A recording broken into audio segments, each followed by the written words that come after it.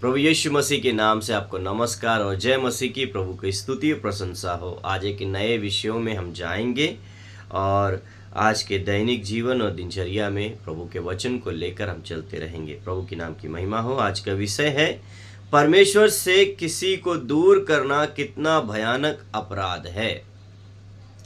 दूसरा पत्रस उसका 3 अध्याय उसका 9 वचन के अनुसार हम आगे बढ़ेंगे। परमेश्वर का हृदय यह नहीं चाहता कि कोई भी नाश हो, परंतु सब मन फिरा कर उद्धार पाएं। प्रभु हर एक का धीरज के साथ इंतज़ार कर रहा है कि हर एक कोई मन फिरा ले कहीं ना कहीं अपने अपराधों से, अपनी बातों से, अपने गुनाहों से। और परमेश्वर किसी को भी नहीं चाहता कि नाश हो। इसलिए प्रभु यीशु संसार में खोई हुई आत्माओं को बचाने आए। परंतु यदि कोई व्यक्ति अपने जीवन, व्यवहार, शिक्षा या उदाहरण के द्वारा किसी आत्मा को परमेश्वर से दूर कर देता है, तो यह परमेश्वर की दृष्टि में अत्यंत गंभीर अपराध है। प्रभु यीशु ने कहा मत्ती 18 अध्याय उसका 6 में, जो कोई इन छोटों में से किसी एक को जो मुझ पर विश्वास रखते हैं ठोकर खिलाए, उनके लिए भला होता कि बड़ी चक्की का पाट उसके गले में लटकाया जाता और वह समुद्र की गहराई में डुबा दिया जाता।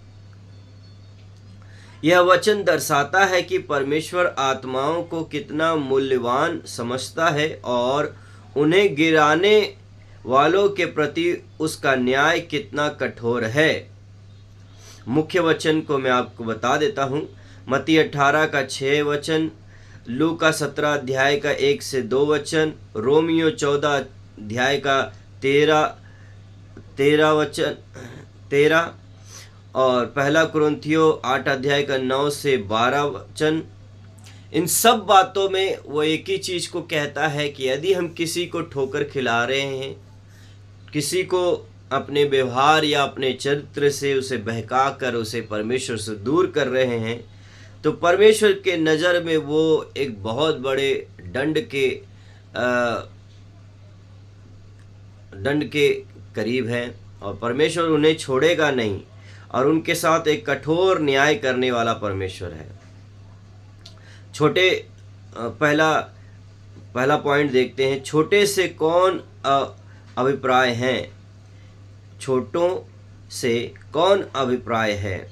बहुत से लोग समझते हैं कि यहाँ केवल बच्चों की बात हो रही है, परंतु प्रभु का अर्थ इससे कहीं व्यापक है। छोटे वे हैं जो नए विश्वास में कमज़ोर लोग, सरल हृदय वाले लोग, प्रभु के पीछे चलना सीख रहे चेले। जब कोई अपने गलत आचरण, पाखंड और कठोर व्यवहार या झूठी शिक्षा से ऐसे लोगों को गिरा देता है, तो वह केवल मनुष्य को नहीं बल्कि परमेश्वर के कार्य को क्षति पहुंचाता है। एक उदाहरण देखते हैं। अय्यूब के मित्र अय्यूब 42 अध्याय 7 वचन, उन्होंने परमेश्वर के विषय में गलत बातें कहीं और अय्यूब की पीड़ा को समझने के बजाय उसे दोषी ठहराया। उसे सांत्वना देने के बजाय, उसका साथ देने के बजाय, और नहीं तो अय्यूब के दोस्त लोग उसी को ताना कसते रहे, तूने ही कुछ किया होगा, इस कारण से तेरे साथ ऐसा, तू ऐसा है इसीलिए हो रहा है, तू बहुत घमंडी है, तू बहुत ऐसा है इसलिए तेरे साथ ऐसा हो रहा है। ना कि उसका साथ देने के बजाय, बल्कि सारे दोस्त अय्यूब के ऊपर दोष मढ़ रहे थे। दूसरा पॉइंट देखते हैं, चक्की का पाट ही क्यों। प्रभु यीशु ने साधारण पत्थर का नहीं बल्कि चक्की के बड़े पाट का उदाहरण दिया। चक्की का पाट अत्यंत भारी होता था। उसे गले में बांधने पर बच निकलना असंभव था। वह सीधे समुद्र की गहराई में ले जाता था। इसका आत्मिक अर्थ है कि जो कोई आत्मा को परमेश्वर से दूर करता है उसका अपराध अत्यंत गंभीर है और उसका न्याय भी उतना ही गंभीर होगा। प्रभु यह दिखाना चाहते हैं कि आत्माओं को गिराना कोई छोटी बात नहीं है। परमेश्वर हरेक को बहुत प्यार से बनाया, हरेक के प्रति वो विश्वास योग्य है, हरेक को प्रतिदिन संभाल रहा है, ले चल रहा है, प्रतिदिन हरेक की चिंता करता है प्रभु। फिर ऐसे में कोई आकर इन छोटों में से किसी एक को गिराए, उन्हें बहकाए, उन्हें अपराध में ले जाए, तो परमेश्वर बिल्कुल माफ करने वाला नहीं है उसे। तीसरे पॉइंट को देखते हैं, लोग परमेश्वर से दूर कैसे किए जाते हैं। पहला 3 का पहला पॉइंट देखते हैं, गलत शिक्षा के द्वारा। जब परमेश्वर के वचन को तोड़ मरोड़ कर सिखाया जाता है, गलातियों 1 का 8। फिर हम देखते हैं 3 पॉइंट का बी पॉइंट, पाखंडी जीवन के द्वारा। जब वचन को कुछ और कहता है, जब वचन कुछ और कहता है और जीवन कुछ और दिखाता है, तब इससे लोगों को गिराते हैं। तीसरे पॉइंट का सी देखते हैं, कठोर और प्रेमहीन व्यवहार द्वारा बहुत से नए विश्वासी कलीसिया में प्रेम के अभाव के कारण पीछे हट जाते हैं। सही शिक्षा ना मिलना, सही तरीके से उन्हें अच्छा व्यवहार या अच्छा प्रेम ना मिलना परमेश्वर से दूर करते हैं लोग। उदाहरण देखते हैं, फरीसी। प्रभु यीशु ने कहा, तुम स्वर्ग के राज्य को मनुष्यों के लिए बंद कर देते हो। मत्ती 23 अध्याय 13 वचन। वे स्वयं भी प्रवेश नहीं करते थे और दूसरों को भी रोकते थे। जबकि वो सही शिक्षा नहीं देंगे, सही वचनों का उदाहरण या सही शिक्षा नहीं देंगे, तो खुद तो नाश होंगे ही, दूसरों को भी नाश करने के लिए वो तैयार थे। हम चौथे पॉइंट को देखते हैं, आपके और मेरे लिए चेतावनी है। जो आत्माओं को गिराता है वह परमेश्वर के न्याय से नहीं बचेगा। प्रभु का प्रेम असीम है, परंतु उसका न्याय भी सत्य है। यदि कोई जानबूझकर लोगों को भ्रमित करता है, गलत मार्ग पर ले जाता है या परमेश्वर से दूर करता है, तो उसे परमेश्वर के सामने उत्तर देना होगा। उनके लिए भला होता कि वे धर्म के मार्ग को जानने ही ना पाते। दूसरा पत्रस 2 अध्याय 21 वचन। यह चेतावनी विशेष रूप से अगुओं, शिक्षकों, प्रचारकों और उन सभी के लिए है जिनका प्रभाव दूसरों के जीवन पर पड़ता है।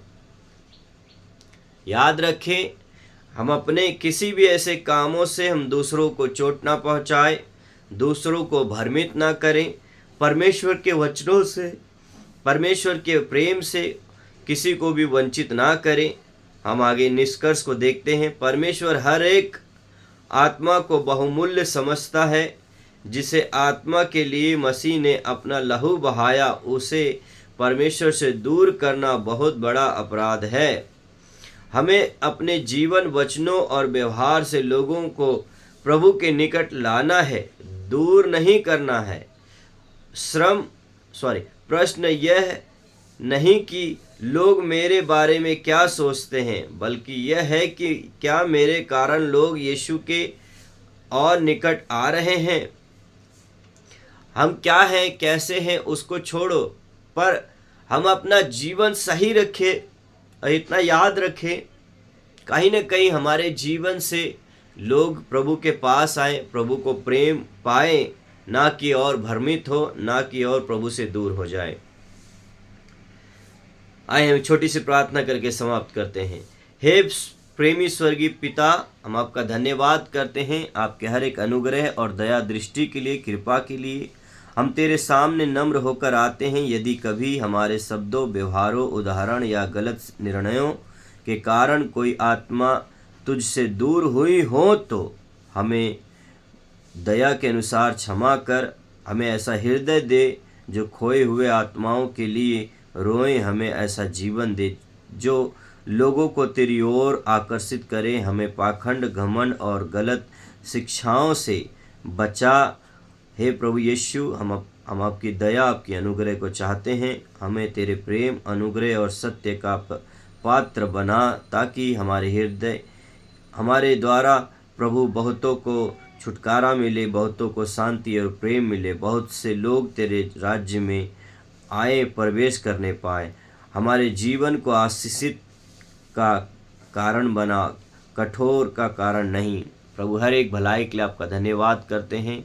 जो कुछ भी आपको हमारे जीवन से बुरी बातें लगती उसे दूर करें, अपनी महिमा में इस्तेमाल करें। सारा आदर, महिमा, इज्जत प्रभु आपको देते। धन्यवाद के साथ प्रभु यीशु के नाम से इस प्रार्थना को मांगते पिता, सुन और ग्रहण करें। आमीन आमीन।